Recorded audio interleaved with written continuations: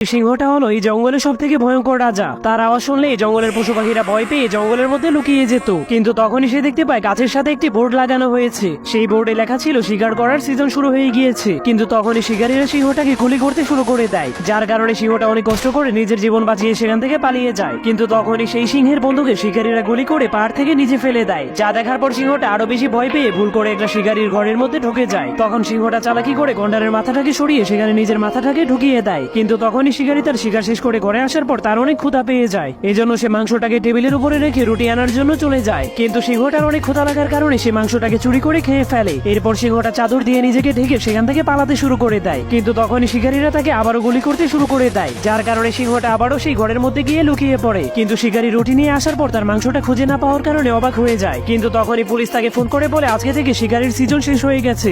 যা শোনার পর সবগুলো লুকিয়ে থাকা প্রাণী তাদের মাথা বের করে শিকারীর সামনে দিয়েই সেখান থেকে পালিয়ে যায়। এই দুইটা প্রাণী 1 মাস ধরে ক্ষুধার্ত ছিল, কারণ তাদের জাহাজ বরফের কারণে সাগরের মধ্যে আটকে গিয়েছিল, যার কারণে তাদের জাহাজের সবগুলো খাবার শেষ হয়ে গিয়েছিল। অনেকদিন ধরে কিছু না খাওয়ার কারণে তাদের মৃত্যুর সময় চলে এসেছিল, যার কারণে পেঙ্গুইনটা পাগল হয়ে প্লেটকে খাবার মনে করে খেতে শুরু করে দেয়। আর এই কুকুরটাকে তো হটডগ মনে করে তার উপরে মশলা লাগিয়ে তাকে খেতে শুরু করে দেয়। কিন্তু তবুও কুকুরটা সেই পেঙ্গুইনটাকে মাফ করে দেয়। কিন্তু পেঙ্গুইনটা আবার কুকুরটাকে খাওয়ার জন্য আগুনের উপরে রেখে রান্না করতে শুরু করে দেয়, যার কারণে কুকুরটার অবস্থা অনেক খারাপ হয়ে যায়। এরপর পেঙ্গুইনটা কুকুরটাকে রান্না করার জন্য মারতে মারতে একটি পাতিলের মধ্যে ঢুকিয়ে দেয়। কিন্তু কুকুরটা অনেক কষ্ট করে সেখান থেকে বের হয়ে পালাতে শুরু করে দেয়। কিন্তু এখন কুকুরটাও ক্ষুধার কারণে পাগল হয়ে গিয়েছিল, যার কারণে পেঙ্গুইনটা তার কাছে মুরগি মনে হচ্ছিল। এজন্য সে মুরগিটাকে জবাই করার জন্য কুড়াল নিয়ে আক্রমণ করে দেয়। কিন্তু তখনই তাদের উপর অনেকগুলো জিনিসপত্র পড়ে যায়, যার কারণে তারা দুইজন কান্না করতে শুরু করে দেয়। ঠিক তখনই তারা একটি খাবারের ডিব্বা দেখতে পেয়ে অনেক খুশি হয়ে সেটা খাওয়ার জন্য চলে যায়। তখন তারা সেই ডিব্বাটা খোলার পর শুধুমাত্র একটি খাবারের দানাই খুঁজে পায়, কিন্তু সেই দানাটাকেও একটা ইঁদুর চুরি করে খেয়ে ফেলে। পরে কি পেঙ্গুইনের কুকুরটা বাঁচতে পারবে তা দেখতে চাইলে কমেন্টে পার্ট 2 লিখে দিন।